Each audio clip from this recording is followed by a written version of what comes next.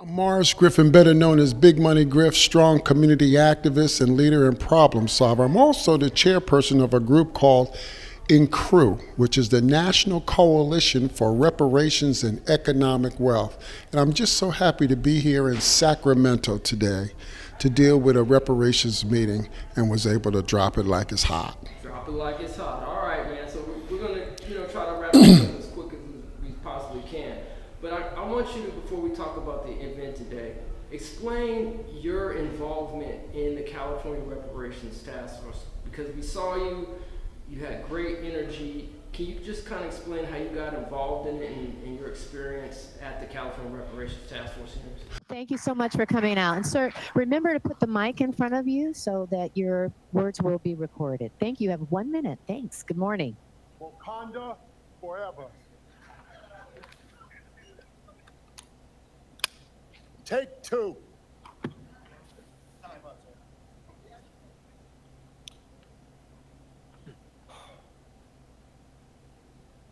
Madam Chair, members of the California Reparations Task Force, those of you here in the audience and then listening at home, I'm Morris Griffin. I'm better known as Big Money Griff, strong community activist, leader, and problem solver. Yesterday, I didn't get a chance to say the one thing that I wanted to say, and that is yearly installments. We are demanding $5,000 every single month to the day we die.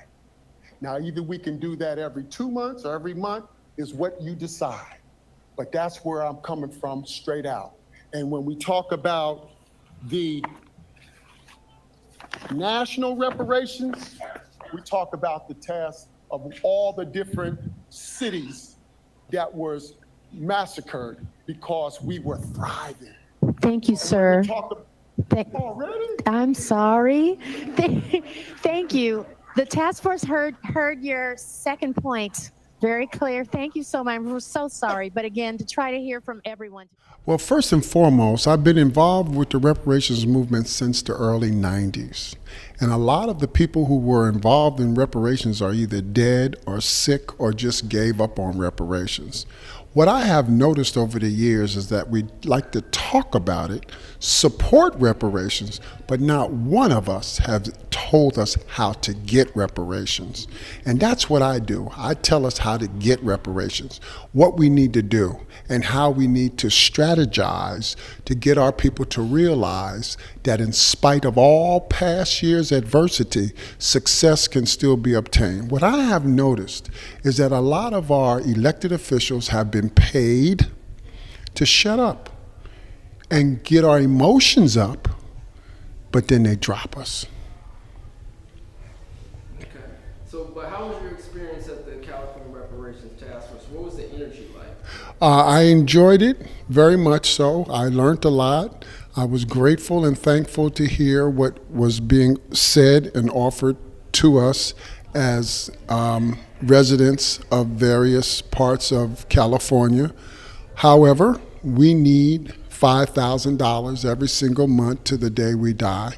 Why? Because we have the largest economy in the United States, and we pay higher taxes than anybody.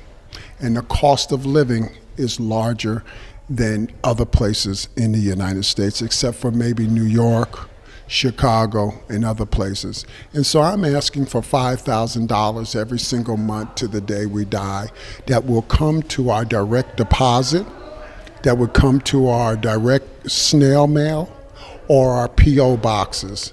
If you can give reparations, and we did receive COVID reparations, at least $1,000 or $2,000 during the COVID 2021-2022 season, then surely you can give us $5,000 every single month. We have approximately 2,600,000 blacks in the state of California.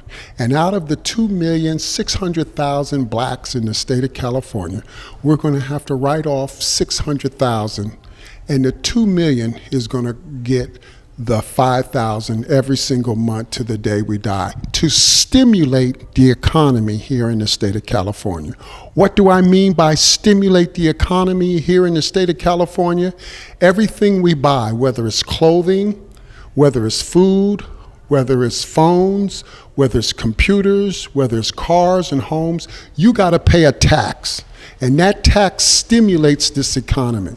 So when we hear people say, I don't want my tax dollars going to reparations. Well, we pay taxes too. And that's what I want you and you and you to respond when you hear that too. Or 150 years ago, that was too long ago. There's no ties. There is no statute of limitations for murder. And I need you to spread the word, what you heard on that as well, on how we need to move forward in answering those haters about reparations. Okay, and one or two more questions. So, where are you originally from, and where's your family from? I'm from Newark, New Jersey. I was born in Newark, New Jersey, raised by my grandmother in Inglewood, New Jersey, before I came out west and went to Yakima Valley College, where I scored 1,000 points in 2 seasons. In those days, you can only have 2-pointers. You couldn't have 3-pointers. And then I went over to Washington State and played ball there. And then I got shots with the Seattle Supersonics, the Portland Trailblazers, and the Los Angeles Lakers. And when I came here to California, I fell in love with the palm trees and the beaches, and I decided to stay. And I've been here over 60 years. Okay. So how far back can you trace your lineage, if that's... Well, my father and my grandmother were North Carolinians, so I can go back at least that far. And my father, he was also in the Army. Okay.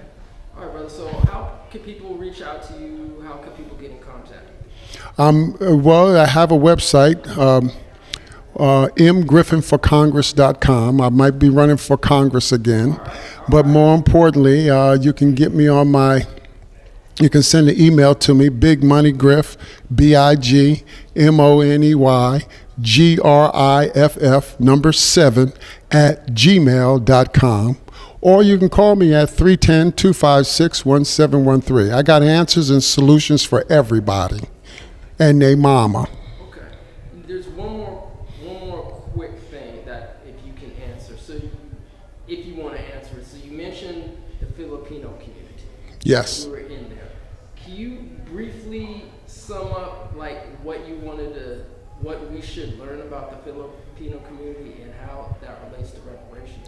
Well, it's very important that I emphasize that everybody got reparations but us. And the thing that I want to emphasize is that they're no better than us and they may not be as good. And we were the first, I guess you could say the first ones here to show the damage against us. You talk about a Holocaust. We spent a hell of a cost here in America as Black African Americans.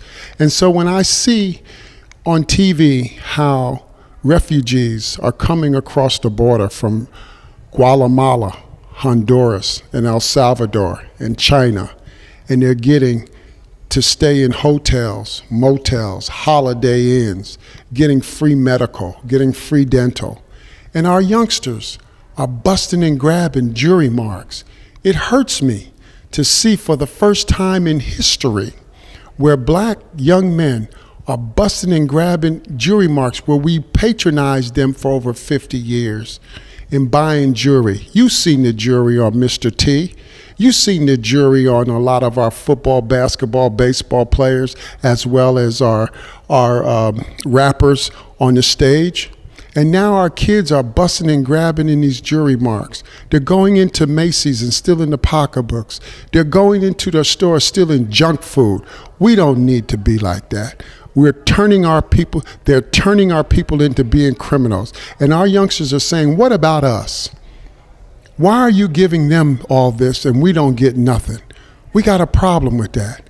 And I foresee where that can be very detrimental to us. Because you know and I know young Black men incarcerated for 365 days for 5 and 10 years can mentally damage them to where they want to have sex with other men. And then on top of that, when they get out of jail, they want to go up into a woman. And she may not be able to handle that the same way a man can handle that.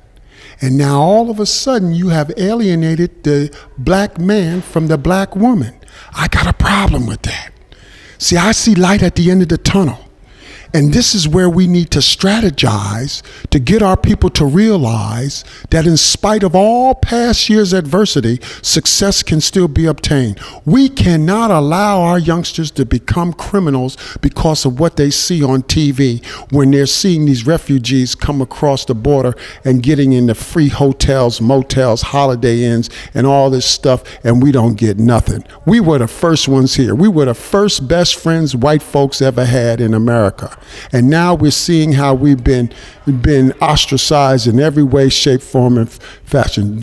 Regentification is what we call it. We used to clean everybody's apartments and homes and stuff. Black people, black women, our aunties and uncles used to cut the grass. And now they got Mexicans doing it. Okay, all right, if that's the way you want it. But don't belittle us. And there's so much more.